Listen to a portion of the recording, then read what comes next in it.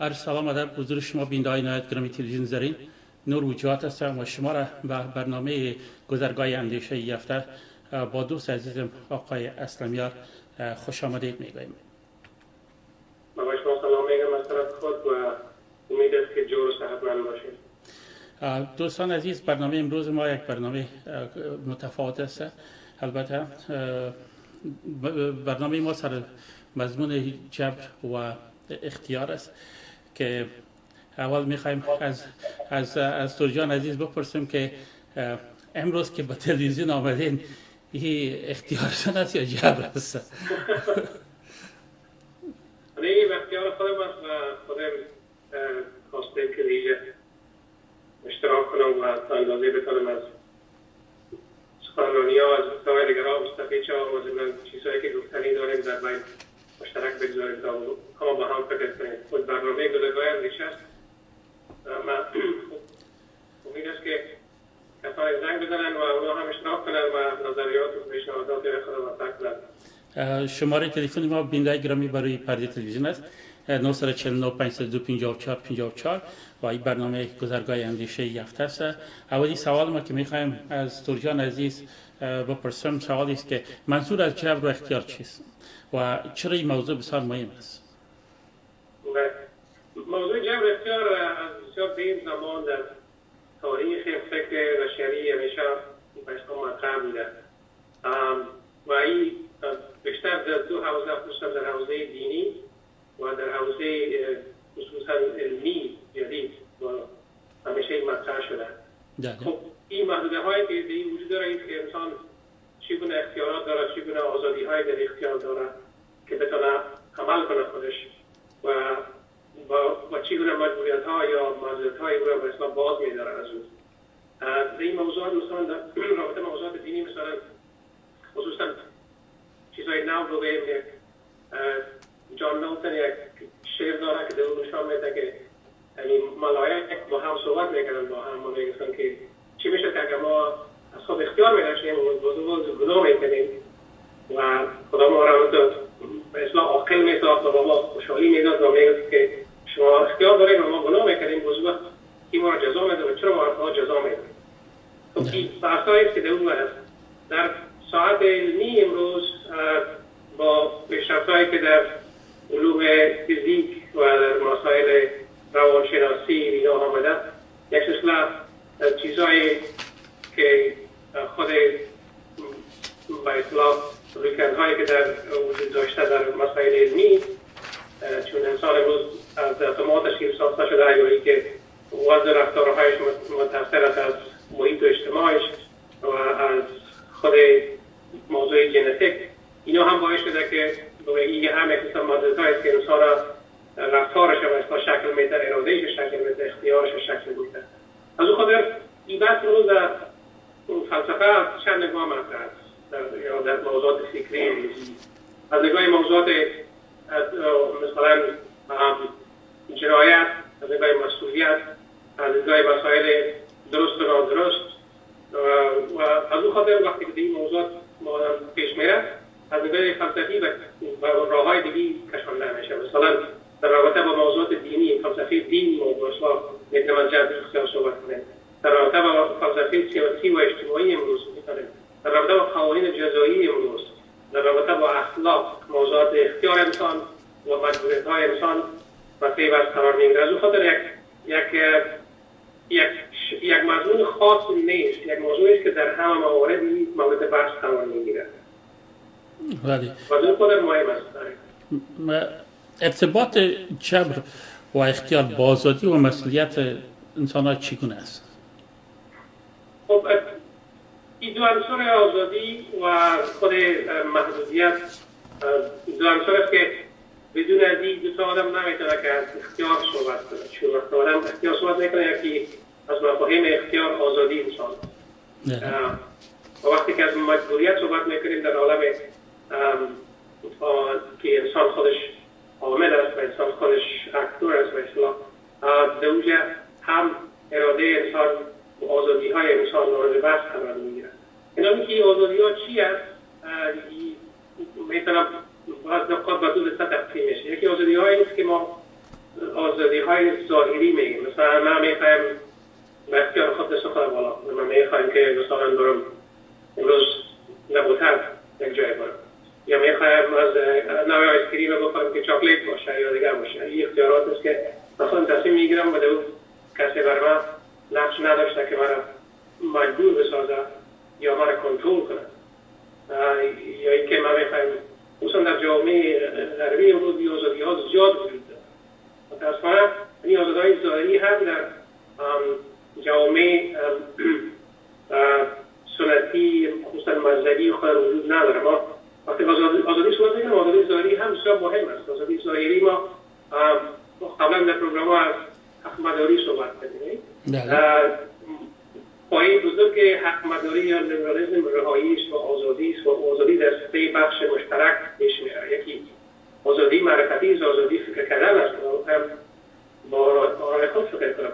این موضوعات امروز شاید در کشورهایی که حق مداری حاکم است و مردم سالاری در اندازه حاکم است میسر نه. شما میتونید آزادانه امروز در محیط امریکا و اروپا اینا در موضوعات فکر کنید، بحث کنید بدون اینکه جز آزادی بیان از قانون اساسی کشور است. و در این موضوع در افغانستان نداریم امروز نه. حتی از نگاه آزادی ظاهری در بخش معرفت مثلا استبداد معرفتی حاکم است، مثلا استبداد معرفتی دینی در محیط دینی ما هم نمیتونن اصلا فکر آزاد داشته باشد. همچنان در موضوعات انسانی و سیاسی با موضوع نداریم آزادی ها داشته باشیم، آزادی های ظاهری که و یه هم بسیار مهم است. ظاهری به این معنی که بسیار بسیط و پیش برده است.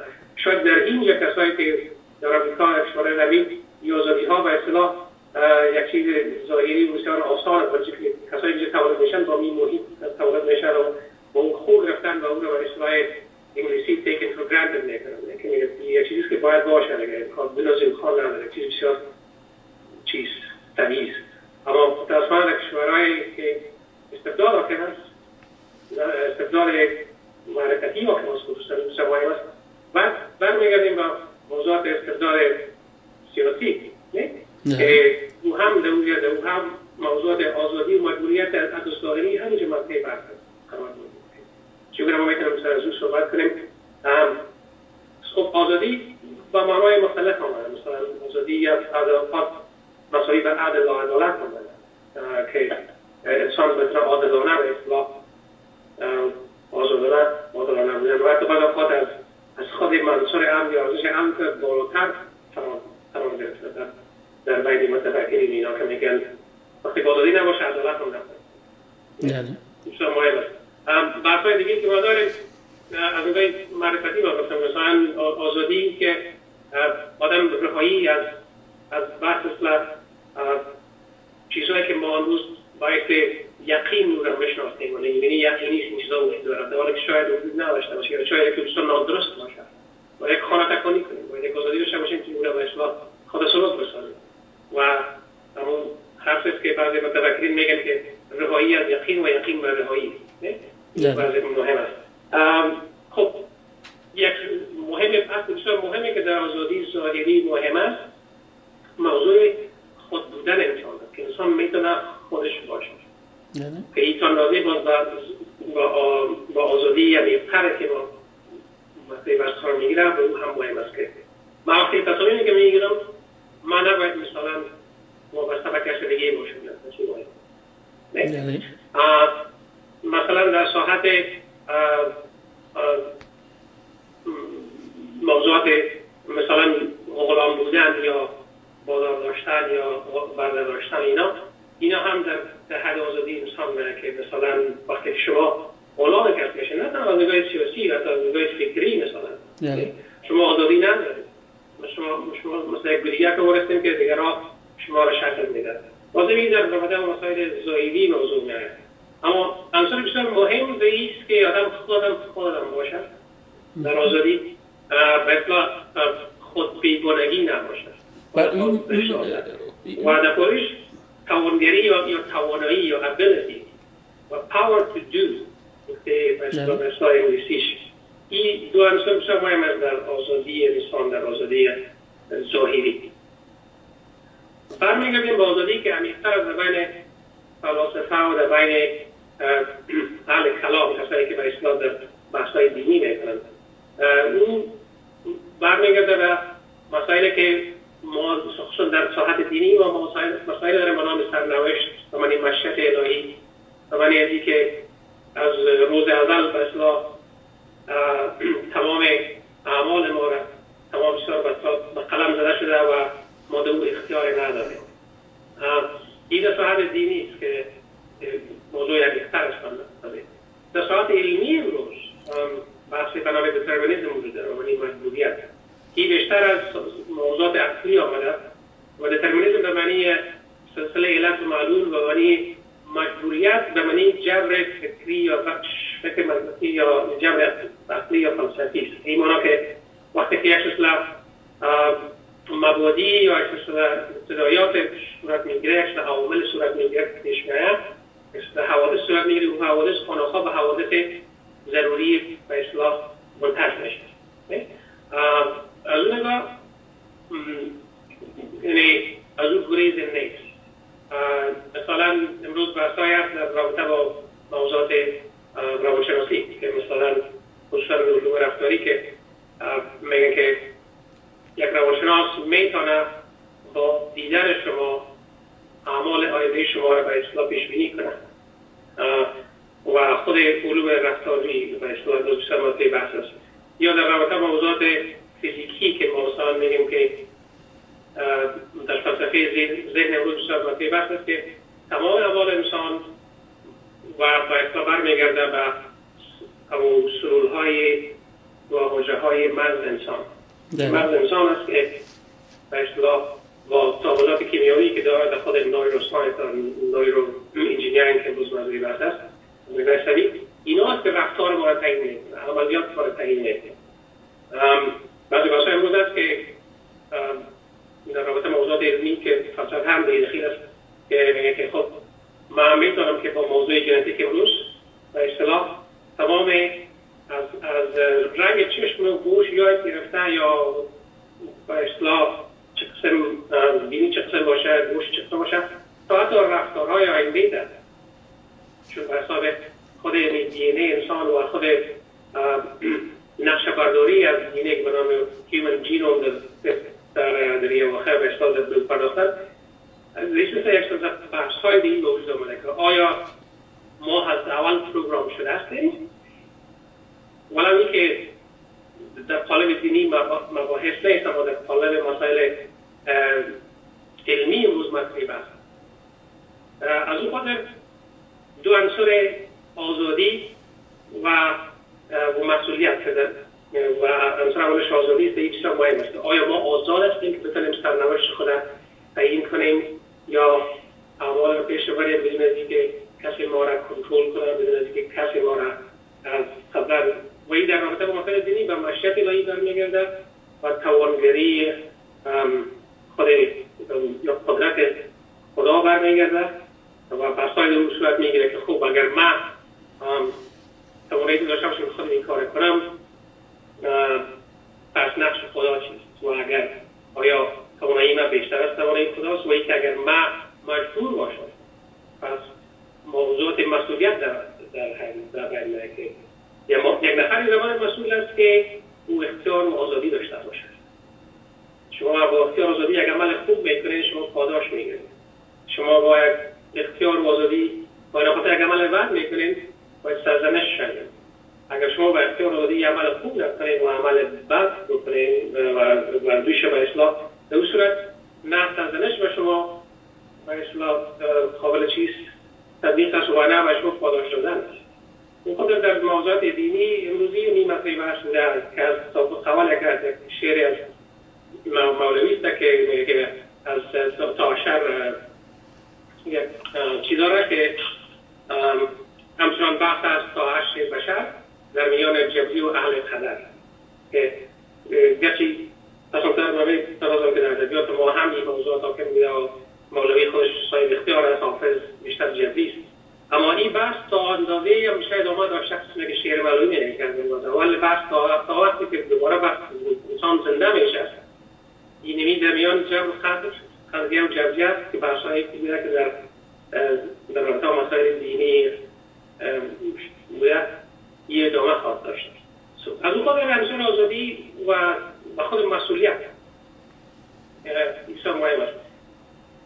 در یه وقت یک بحثی بود در رابطه با این موضوع که یک سه بود که در کنتیکت در سال 2007 یک دو نفر دزد خانه یک نفر داخل میشه و این شوهر چی را در خانه خواست دیر بیدار میکنند که در زمین چوب بیسبال دستر ازی میزنند و این زمین مفته در زمین مفته و زمان که این تقلاوی کفاوی هست این نفر گالسترش هست این خوب اندازه میزنه که آدم بیهوش میشه. آسانتر از یادم سوال کرد اینا گرفتار شدن اصلا از یه پرسان کردم که وقتی که آدم زدی چی کردی؟ من وقتی که آدم دفعه اول زدم بعد از دیگه من از خود بیخود شدم و دیدم که آدم زیاد تقلا میکنه زیادتر در من زیادتر میبرد خود بودیم که خودم گفتم من یادم نشد زدم. بعد چی میکنم یا میرن در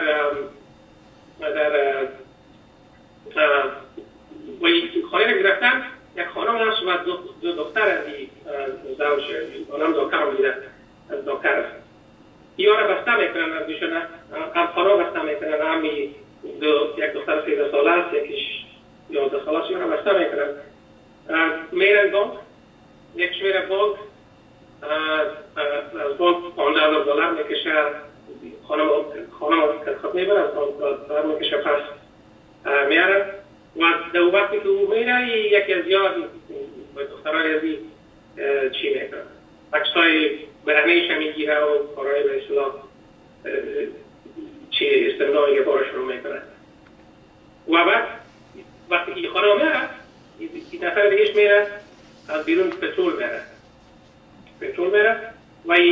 و زمانی که دوم رفتن پشت پترول این نفر دیگه به این خانم تجاوز میکنه و این خانم میکشه. نفر دیگه دوباره بس نه و با پترول خانه را در میتن و یگانه کسی که از این سالم به در میبره همین خود دکتر است که با اوش آمده و میگریزه. اما او دو دختر دیگه که دوستانش را بسته کرده و اینا در جریان چی یعنی خانه‌سوزی اینا میمونن. خب وقتی که این آدم میبینه که اینا هم در محکمه گرفتن اساساً معلوم شد که اینا خود از اینا هم آدمای عادی نبودن که خودش یکی از در دو طرف اینا سختی براشان تجاوز شده بود مادرشان درگی بود شرایط جامعه که اینا با وجود آمدن و گرم آمدن و اصلاح یا هم قسم بار آمده بودن به اساس بسیار از متفکرین با شمول وکیل قانونی اینا در محکمه گفتم که اینا به اصطلاح مسئول اینا تنها اینا نیستن مسئول اینا جامعه ما هم هستیم چنان که اجتماع اینا را به بار آورده حتی عوامل محیطی بسیار مهم است عوامل محیطی بسیار مهم است بله بفهم مسائل ژنتیکی به وجود آورده حتی بعضی از کسایی مثل سم هریس که از متفکرین و کسانی که تشتای نوت و تو بندازی پیش میره که میگه که اگر من تمام اتم‌های وجود من اگر مثل یه آدم میروز و وقتش من تولد میشته و نوستم من هم اینی کار میکنم و هیچ امکان نداره که این کار نمیکنم پس به این خاطر آزادی اراده وجود نداره این اتم‌های وجود است این به اصطلاح کاملات کیمیایی زیر دست یا مغز است که کار شکل میده رفتار شکل میده و خود عوامل اجتماعی این به وجود داره این موضوعی است که فرضاً بعضی کساست که پلیس شدن اگه نه پلیس نشن شاید دزد شوند یا اگر دزدی نکنه چه عوامل محیطی تاثیرگذار است میتونه پلیس خوب باشه. بله. خب کمی خود گرچه در فیزیک امروز من کسایی که فیزیکالیست‌ها یا ماتریالیست‌ها که امروز برای فیزیکالیست مشهور در بحث‌های امروزی فیزیک اونا در ابتدا در مورد بسیار متفق بودن. در قرن 18 مثال خود لاپلاس من چند بار از یادآوری کردم یک فرضیه را بر اساس نظریه نیوتن نظریه حرکت نیوتن به اونجا بوده بود که میگفت که جهان یک معنای خاص داره و سوی پیش میره از نظر دترمینیسم که ما هیچ وقت از اون کنترل نداره. به نام لاپلاس دیمن برشتا یا نمو روح شیطانی و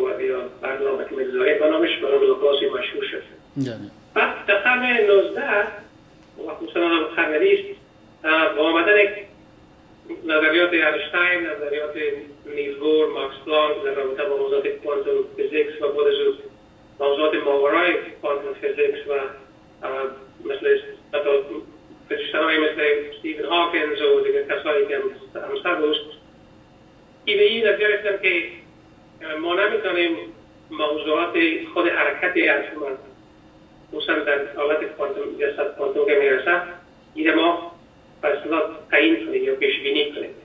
به اون اساس بعضیا گفتن که خب این باعث میشه که وقتی که انسان از این ذرات ساخته شده و این ذرات در حدود معین نیستن و تعیین شده نیستن نمیتونیم پیش بینی کنیم حرکات شده. حرکات انسان آمده پیش بینی کنه نمیتونه. حرکات انسان بیشتر چانسی است. اما او هم رای حل نمیکنه که آیا مثال اراده‌ای که مدارم مبصر شاید ما او اراده نداریم یا اختیار اصلا نداریم. در جامعه که متولد میشیم رو اختیار نداشتیم. نه؟ جنسیت نه. بله. در خود امور گپ دیوید هیوم است که میگه که ما در خود جهاز مثال هاضمه است یا تپش قلب است دیگر ما در اون اختیار نداریم و کنترل زور نداریم. نه؟ چیزی که در وجود خود انسان ما در کنترل و اختیار نیست. متأسفانه خودم گفتم که در جامعه غیر حقمدار و غیر مردم سالار اختیارات همون نداره. شما در محیط تولد میشین با هر وقتی باید به او بسازه در زمین به اصلاح حق آزادی و حق انتخاب ندارید و اصلا انتخاب و اختیار زمان میسر است که شما دوسته را در پیشی داشته باشید. ما دوسته را نداریم و این باعث میشه که در جامعه سنتی عموما ما به نیروی مرموزی به نام سرنوشت اتفاق پیدا کنیم و داشتیم و روز هم داریم و میشه به این خوب چیزی که تقدیر باشه هم میآید و به این متعین هستیم که تقدیر قبلا ساخته شده و از اون خاطر با موضوع مسئولیت هم متعین بحث است. این بحث است که سالها خصوصا در مقدم پیش میره از یونان قدیم گرفته تا چین و تا ایران باستان این موضوعات مطرح بحث میشه. مثلا در خصوصا در دو زمانهایی که موضوعات اسطوره‌ای و موضوعات مذهبی بودن. مثلا وقتی میگیم اسطوره‌ای مذهبی خود اسطوره‌های یونان در یونان و در روم دو واژه به کار میرفته به نام مویرا و فضل که اینا به معنی مثلا خدای سرنوشت یا یک نیروی خدایی هستند که حتی از زوس و از جوپیتر که در استفاده خدایان یونان و خدایان روم که اینا مختلفتر بودن. این خدای دیگه با درجه مثلا قبول میکنند که جبر که از روز ازل است وجود داشته و داره. حتی بعد در بین خود فلاسفه یونان و زمان مثلا دموکریت یا هراکلیت اینا مثلا موضوع لوگوس مطرح بحث بودن. لوگوس به معنی بوده که یک معنی در جهان وجود داره و این معنی به اصطلاح و خود پیش میره و ما دو اختیار نداریم. خود اینو به اصطلاح آرایشگری و آشفتگی دنیای نهی تعیین میکنه. در مثلا در چین داویزم یا لاوتسو مثلا داو یا خودش امی مطلوب بیرسته که خود خونمندی جهان تعیین میکنه. در مسائل مثلا در رشتی مثلا ما در گادها مثلا نوشته‌ای از چیست نوشته متفکر از وودجوات که در رابطه با گادها صحبت میکنه. گادها سروده‌های 17 سروده است که از برام زردشت به اصطلاح نقل خواص داده شده. در او از کلمات به نام بخت، بخت و حتی به نام خدا یا بخش به اصطلاح یادآوری کرده. خب اینا در تمام مذاهب وجود داشته و داشت. در زمان خود همیشه مذاهب بودن که جهان به اصطلاح تشریح میکرد و بیان میکرد. و به اون شکل وجود داشته و در اون چارچوب اونمون متفکرین اون زمان از خود بحث‌های داشتن. مثل که امروز متفکرین امروزی می‌بحث‌ها دارن. بحث‌های در قالب موضوعات ژنتیک دارن، در رابطه موضوعات علوم روانشناسی ما دارن. نه چون علوم مثلا جاهای دیگه را گرفتن و بحث‌های می‌کنن. شاید یک 100 سال بعد با پیشرفت علوم در اگر رشته‌ها همین بحث این موضوع جو اختیار انسان در رابطه با زمینه‌های دیگه برای مورد بحث قرار بگیرن. از اون خاطر چیز که این موضوع آزادی و مسئولیت بسیار مهم است. در رابطه با قرآن مثال مهم است که آیا انسان اختیار داره یا نداره. مثلا آیا قرآن مثلا عموما در دو رشته گاهی در موضوعات مثلا و ما تشاءون الا یشاء الله چیز باشه که من میبینم که یا و ما تشاءون الا یشاء الله رب العالمین باشه که من غلط نکنم که مور کافر نکشه.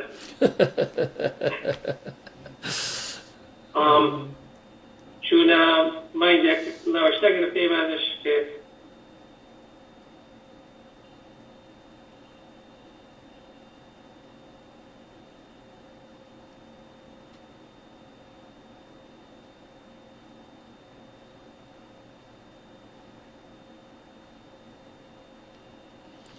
تا شما که بیافین و یک بار دیگه میخوایم به بینده یادآور شم که برنامه گذرگاه اندیشه شما میتونین هم سهم بگیرین. شماره تلفن ما برای پرده تلویزیون است 949 502 54 54. بحث امروز ما جبر و اختیار است و آقای اسلامیار دوست عزیزم درباره جبر و اختیار به شما معلومات ارائه میکنند. اگر شما کدام سوال دارین میتونین از طریق فیسبوک میتونین کامنت بگذارید و میتونین که مستقیما با شماره تلفن ما به تماس شین. تشکر تور جان عزیز، بفرمایید. بله، آیاتی که در رابطه با اختیار است مثلا من شاء فلیؤمن و من شاء فلیکفر. کسی که بخواهد ایمان میاره و کسی که بخواهد کافر میشه. من عمل صالحا فلنفسه و من اساء فعلیها. کسی که عمل نیک میکنه به خودش است و کسی که کار بد میکنه به خودش است. و من عمل سیئة فلا یجزی الا مثلها. کسی که کار خراب میکنه جزای مثل او میگیره. یا ذالک بما کسب ایدیکم، این چیزی که شما بازداشت کسب کردید یا خودتان اختیار خودتان را به اسمت کسب کردید. خب این آیات است که لها ما کسب و علیها ما اکتسبت، برای او کسبش که کسب میکنه و هر چیزی کسب میکنه و چیزی که کسب شده. بعد آیات است در رابطه با موضوعاتی که موضوعات جبری مد بحث قرار میگیره. یکی از جمله است که در رابطه با خلال جنگ احد است که ما رمیت اذا رمیت ولکن الله رمی میگه. چون نزدی بلکه خدا این کار کرد، خدا زده به اصطلاح سنگ انداخت. و ما تشاءون الا یشاء الله. باید شما بیشتر نشد. خب به این رابطه وقتی که دیندارای مسلمان در مقابل موضوع قرار میگیره بحث‌های به این رابطه باید بحث در ابتدا ما میبینیم که مثلا یک گروه آدم جبریه و قدریه رو وجود آمد و در این جبریه و قدریه دو شخص یا دو سه شخصی بسیار مطلب بحث قرار گرفته بودن که یکی غیلان دمشقی یک نفر بود و یکی به نام که او خودش قدریه بود، میگه خداوند اختیار به انسان داده و خود انسان است که تمام اعمال خود می‌آفریند. این یک دید است که امروز هم به اصطلاح چیست چند روزه از نگاه چیز اصول در است. و در مقابلش مجبوره کسایی بودن یا جمعیه که میگفتن نه، خدا چیزی که گفته به این قدر در روز ازل لوح محفوظ و اون چیز حاکم بوده و است. آلی دین جبر است یا اختیار؟ بله؟ دین جبر است یا اختیار؟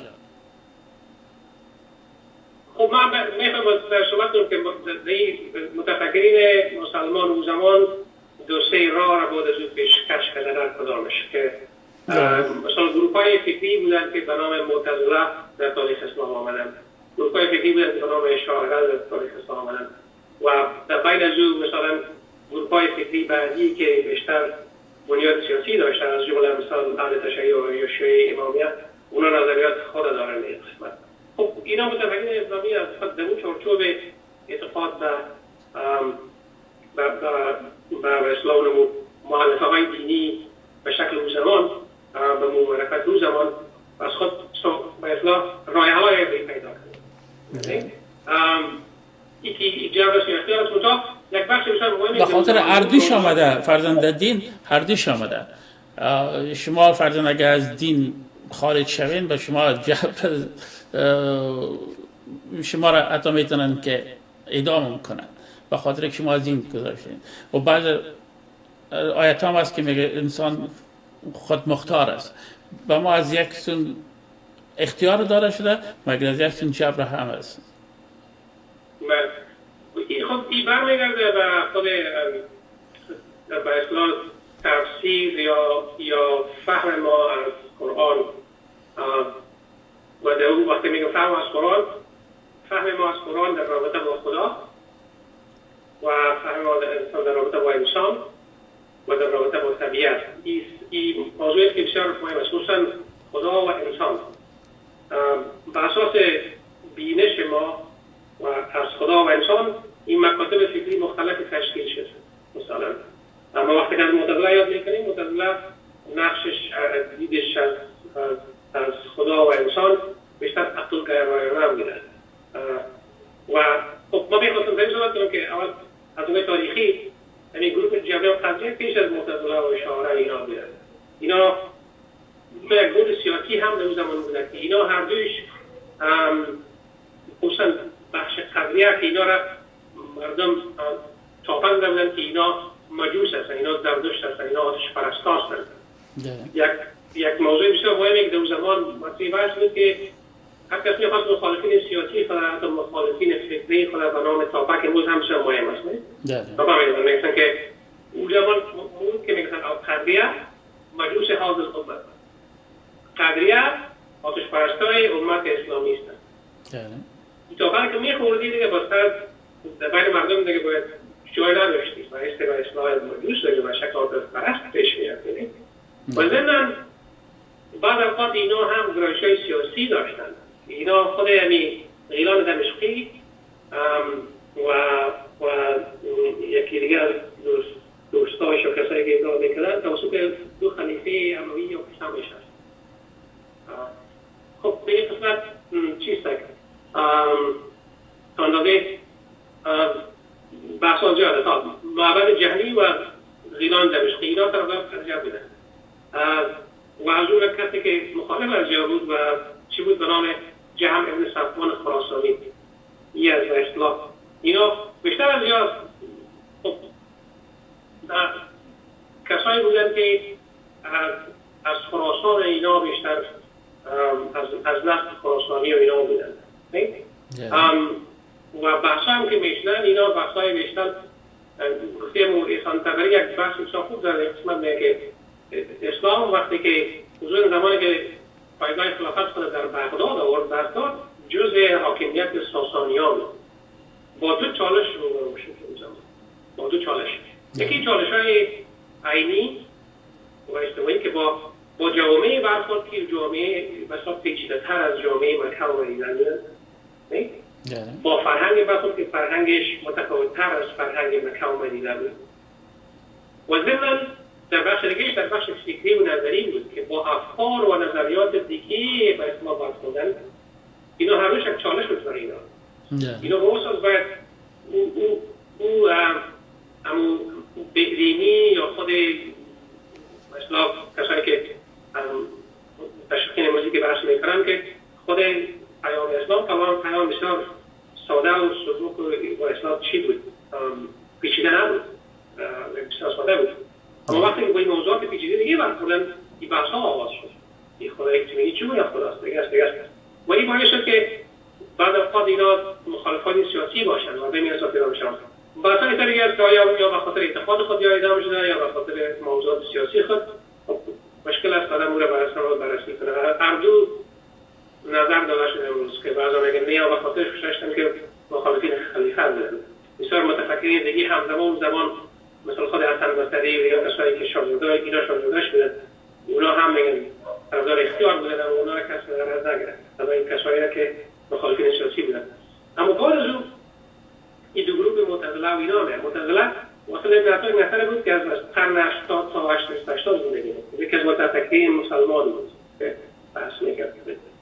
و در مقابلش کسایی که مخالفش بودن در قرنهای 2 و 3 به اسلام میآیند که اون جمله ابوالحسن نبی ابن اشعری است، ابن اسماعیل اشعری. این آدم خودش اول مربوط به گروه معتزله بود. معتزله میگن گروه عقل گرایانه یا خردمندانه بودن که تفسیر عقل گرایانه از قرآن داشتن، از امور دینی داشتن. مثلا با چی معتقد نبودن، و روز رستاخیزه که انسان دوباره از نگاه مادی جسمان زنده میشه، مثلا این روح هم زنده میشه. یا از نگاه موضوعات حتی معراج و اینا بحثایی داشتن که روحی نمیدونستشنا جسمی، یا موضوعات دیگر یا آیت در قرآن است که باید دست روز بریده شد مثلا ید و قوت نمانی و اصلاح دست نیست، باید اون نیروهایی که باعث میشه که یک نفر دوزی کنه او باید دست. خب اینا بحثایی داشتن اینا. و متاسفانه در زمانی که مومن رشید اینا را به اصلاح نظری رسمی ساخت و این باعث شد که بسیاری مردمای سنتی در مقامش خارج از جمله خود امام حنبل بسیار به زندان بود و او از جمله اهل حدیث بود و مخالف به اصطلاح موضوع به اختیاری ها بود. بعدا خلفای دیگه که معین خب نشان میده که نه چیست خود نقش قدرت در شکل گیری فکر اسلامی بسیار مهم است. خلفای دیگه که معین رو 100% مخالف معتزله نمیشن، معتزله رو به اصطلاح کافر داشتن و دیگه از دنیا بلش کردن و فکر اشاعری آمدن. خب نظر معتزله بود که انسان خودش اختیار داره و افعالش از خود انسان برمیخیزه. خداوند به این اختیار داده که افعالش از خودش برمیخیزه و به اساس ما میتونیم که هم ثواب ببینه هم عقاب ببینه و هم در روز قیامت از بازخواست شود. و دلیلشان این بود که اگر انسان مجبور باشه که خداوند هم اعمال از دیکته کنه و در اون اساس انسان اول باید خداوند پیامبران رو نباید رسالت مردم دعوت کنه. دوم اینکه موضوع عقاب و موضوع جزا یا معنا پیدا کنه. این دلیل اونا بود. اشارت داده اونا هم آدمای فکری بودن. اونا بحث کردن که نه با دو حصه تقسیم کردن موضوع را. گفتن که یکی اراده انسان است که بر دست خودش است، اما فعل که حاصل بشه این فعل خدا می‌آفریده. این یک بحث که امروز هم اندازه در ماتریالیسم فیزیکالیسم مطرح بحث است. در اونجا خدا نیست، اونجا خود نقش انسان است و فعل را که می‌آفریده فعل خود مرد انسان. خب ما اونایی پرانتز صحبت می‌کنیم. مثلا میگه که این بحث‌های آزادی و مسئولیت همیشه در دنیا وجود داشته و داره. حتی مثلا در ادبیات ما مثلا بیشتر گفتم که مولوی بیشتر آدم اهل اختیار است. یک شعرش هست که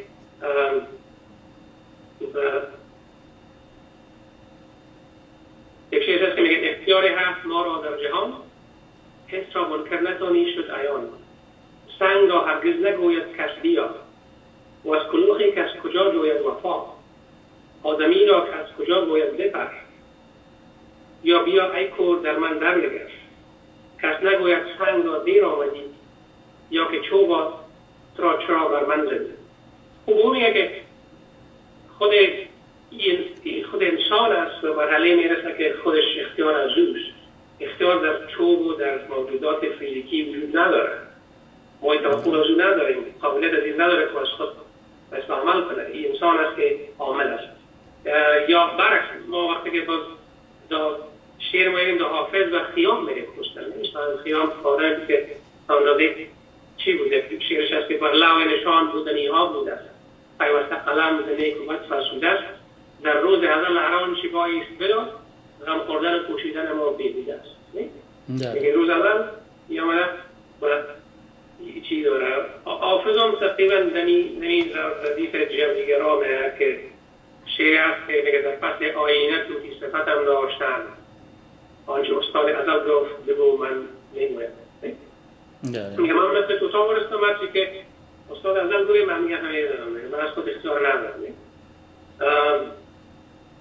اما اگر برای یه نماز که میگه نیست امید صلاح فساد حافظ، چون تدبیر چنین است چه تدبیر کنم. این شعر که مثلا در چی داره و اما یک شعر دیگه است که گناه اگر چه نبود اختیار ما حافظ در طریق ادب باشه و گناه من.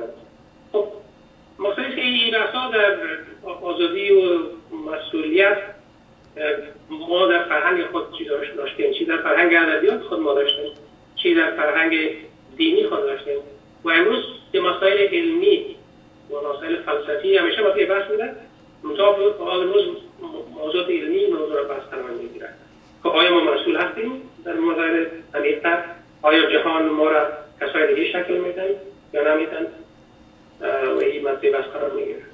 یک سوال تو جان، از دیدگاه شما آزادی اراده چیست؟ آزادی اراده چیه؟ خب اراده باید تعریف کنه که اراده چی است اول. خب هر کس شاید در فاصله مختلف تعریف‌های مختلف داشته باشه.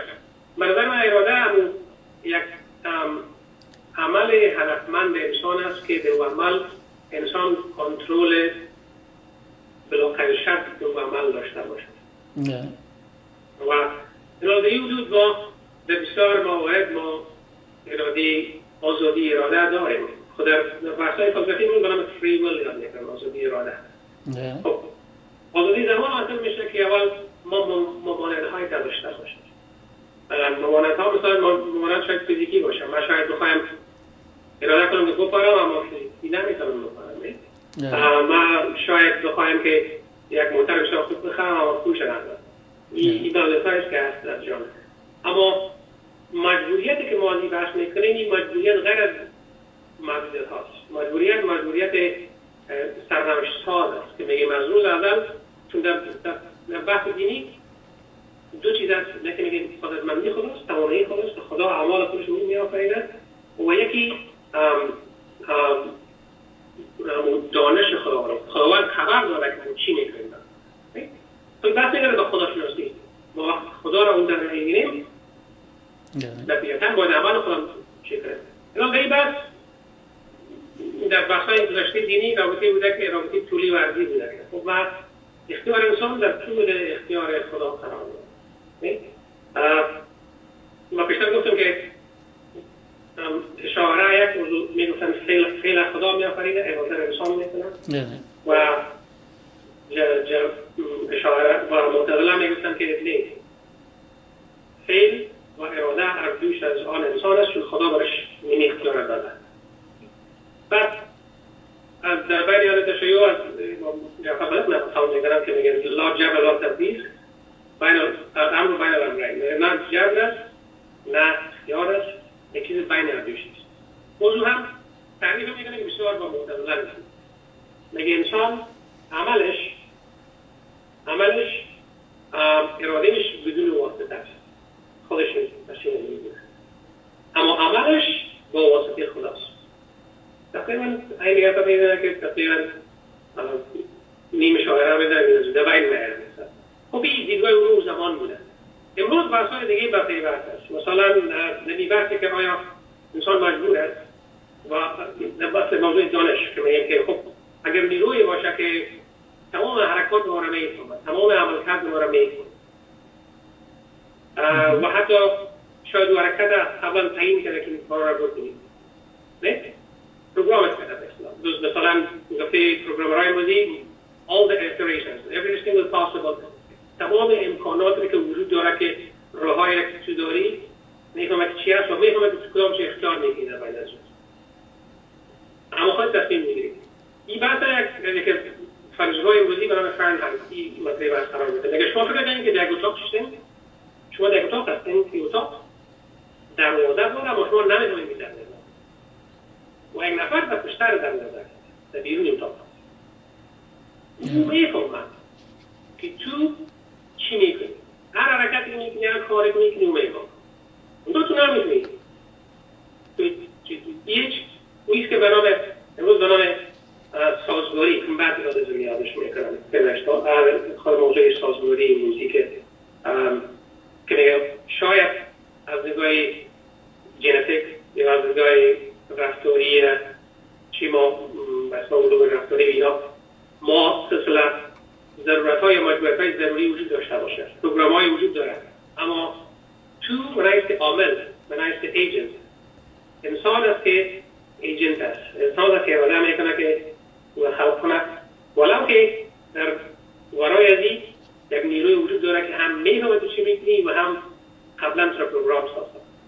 خب این بنابراین اصل سازگاری میکنه که سازگاری به این معنی است که ولو که جهان وجود داره که ضرورت وجود داره، این ضرورت به معنی ممانعت نیست. مجبوریت منطقی یا فلسفی است. مثلا ما مجبوریت فلسفی میگیم که خود کلمه از جبر مدنی آمده، از جبر نمیگیم دو جمع دو چهار میشه، لزوما و ضرورت امکان نداره. به این معنی است موضوع دو جمع دو چهار میشه، چون هیچ امکان نداره. یا میگیم مثلث ضرورتاً سه ضلع داره، جزء هویت چیست، ضرور امکان نداره. خب این یک نکته ضروری است، امکان نداره. وقتی که زور رابطه برای یک مثلث وقتی که گرد شود دایره میشه.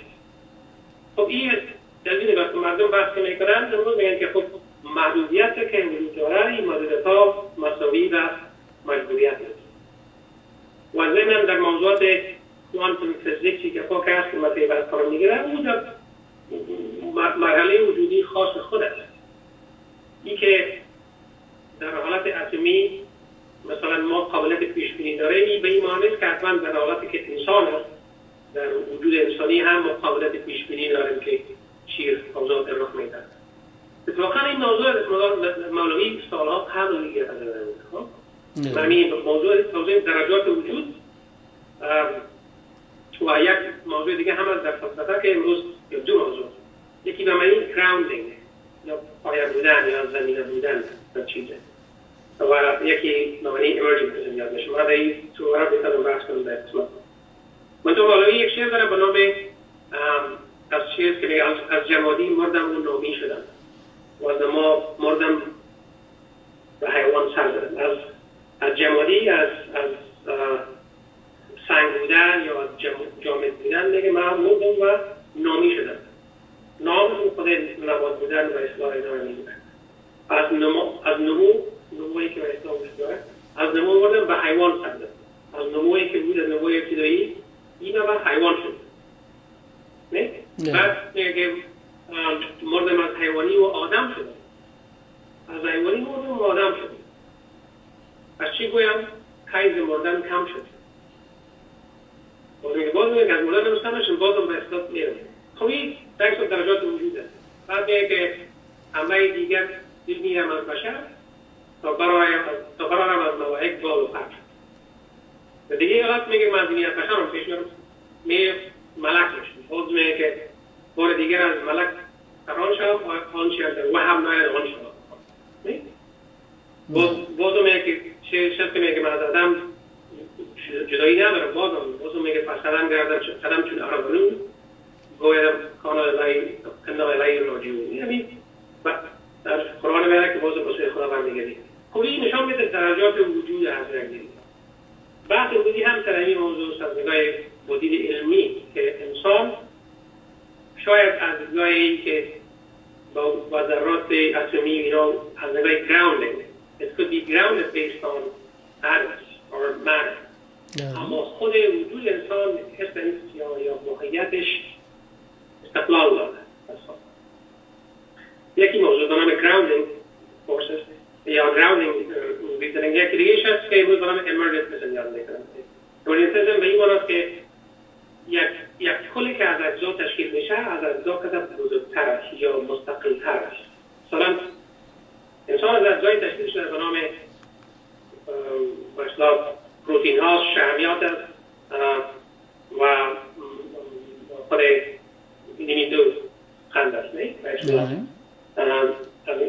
اینا تمامش بازم ساختمان هاییست که در ازمدد یا در داخل بالاخره اینی عناصر مثلا که در جدول کیمیای عناصر موجود مثلا میخواد که چندین صد المنت یا صد عنصر از ایناست نه؟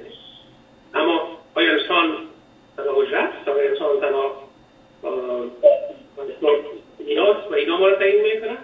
این بحث است که امروز خود کمبدبلستا یا خود همه متفکرین سازگار که از جمله زیاد هستند، مثلا خود جان استوارت میل یا هیوم یا دیگر آدمای دیگه طرفدار سازگاری مجبوریت یا موضوع علت و علول در ماده یا قوانین طبیعی در ماده و اختیار انسان داره. انسان اختیار داره و خصوصا باز بعد از اون متفکرین دیگه که پسانتر میگه بسیار مثل سالزر یا باخ و بخشان بودیسم میگه اصلا انسان خودش وقتی که انسان فوجم خلق شده وقتی قهرمان نشه مسئول خودش میشه که انسان است که وجود خودش میسازه و خودش به اصطلاح زندگی خود میسازه.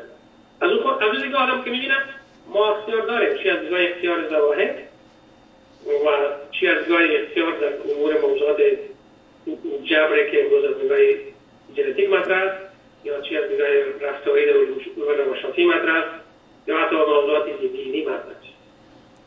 اما متاسفانه چیزی که ما نداریم امروز خصوصا در کشورهای مثل افغانستان اینا ما آزادی‌های ظاهری نداریم، آزادی‌های بسیار مهم است در زندگی ما متاسفانه مثل آزادی سیاسی خیلی وجود نداره که آزادی نیمبند است. اما روز شاید دولت برسه که امروز قهرمان بره آزادی فکری نیست. شما نمیدین آزادی امروز در جامعه سنتی مذهبی امروز بحث است. مثلا آزادی عمل. خب بعد از خود مردم فکر میکنن که آزادی بی‌بنده‌کاری است. آزادی بی‌بنده‌کاری نیست. آزادی است که انسان آنچه میخواهد در حد حقوق خود که حقوقی که داره او را باید تمرین کنه، آزادانه تمرین کنه و اون حقوق به این معنی است که تمرینش باید شد که حق دیگه پامال شد یا اخلاق بر هم بخوره یا عدالت و بی‌عدالتی بره یا به کسی ضرر برسه. اصلا اخلاقی که ما کردیم گفتیم اخلاق یک مفاهیم روشای بسیار مهم اخلاق عدالت دیگرش مهربانی است. میخواستم یادآور شم که ما کمتر از 1 دقیقه داریم فرجان عزیز. گفتنی با داخل دارین بفرمایید. جنبندی میکنیم. خب مثلا بحث امروزی بود که موضوع جبر اختیار بود، شاید تا اندازه برای بعضا تقیل بوده باشه. هر صورت تاریخ موضوع بشه بزرگ رو متکریم منطقه در مجموعه میتونه بگه که انسان اختیار دارد، اختیارمند است، آزادی ها دارد. خود قوانین علوم طبیعی یا موضوعات روانشناسی امروز علوم رفتاری چیزایی که موجود داره و همچنان خود چیزهای دینی وظایف دینی که ما داریم ادله که ما داریم انسان مسئول است و انسان اختیار داره و توزیع اختیارات خود مسئول است و اون اساس هم پاداش می‌بینه و اون اساس هم به اصطلاح سرزنش میشه. تشکر توجان عزیز. بیننده گرامی برنامه ما به همین جهت امروز به پایان میرسه. تا برنامه آینده شما رو به خداوند بزرگ می‌سپارم. برای امروز روزگار شما خوش. خداحافظ شما. اولین باری که دوستان سرشیر صدف رو دیدن سر میز صبحانه پرژن استایل ما پرسیدن این چیه؟ یه نوع پنیر یا کره؟ بهشون گفتم خیلی خوشمزه تره. حالا که اونا هم سرشیر صدف رو مزه و تجربه کردن از سلیقه صبحانه و سرشیر ایرانی خیلی خوششون اومده و وقتی که سرشیر صدف جفت میشه با مربای به و انجیر یا حلوا و عسل صدف چی میشه؟ بله، انتخاب صدف انتخاب بهترین هاست. I love getting my kids ready and driving them to school. But a careless driver can change your life in an instant. And insurance companies want to settle on the cheap. Auto Accident Help Desk connects victims with powerful lawyers. They fight for you. I called Auto Accident Help Desk and got help for my pain and suffering. Don't let an insurance company take advantage of you. Our attorneys fight and beat big insurance every day. If you've been injured in an automobile accident in the last 6 months, you owe it to yourself to make this free call with no obligation. When I called, they asked me a few questions and matched me with a powerful lawyer who knew how to fight for me. Call now. We're available 24/7 to help you get the money you deserve for your pain and suffering. They got me way more than the insurance company offered. Auto Accident Help Desk helps accident victims like you every day. Call 800-680-1196, 800-680-1196, 800-680-1196. I knew I could get myself out of this. I just needed some hope and some help. I took the first step to recovery when I made the call. If you're depressed, drinking, and using drugs, you may need help, and your insurance may offer coverage. Call the Addiction, Hope, and Helpline now for a free assessment with someone who cares. I had problems just getting to sleep, drinking and using pills every night. I feel like I'm losing control. I'm afraid I'll lose my job or even my family. Are you losing hope? You can recover and get back on track. Call now for hope and help with proven, gentle recovery programs. I never thought that I could be somebody who didn't drink and use drugs. I have something to hold on to for strength. I'm in recovery, getting the help I need. Call the Addiction, Hope, and Helpline now for a free assessment with someone who cares. Call 800-889-3573, 800-889-3573.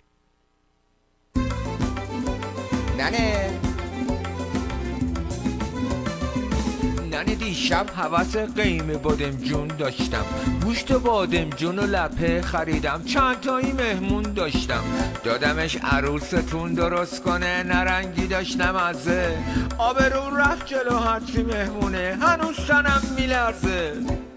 قیم بادمجون رو به خوب میخواد، عطر فراوون طعم خوب میخواد، این رو به گوجه، زرین تک مفید و سالم، چون کم نمکه، عطر رو ببین جون باغ ونکه، یعنی خورشت خوشمزه، فقط این رو به زرین و یکم گوشته و باقیش کلکه. آره عزیزم، زرین توی رباتکه، زرین توی دنیا تکه. رو به گوجه فرنگی زرین از همکنون در اکثر فروشگاه‌های ایرانی و اینترنشنال در امریکا و کانادا در دسترس شماست. محصولات زرین بی همتاست.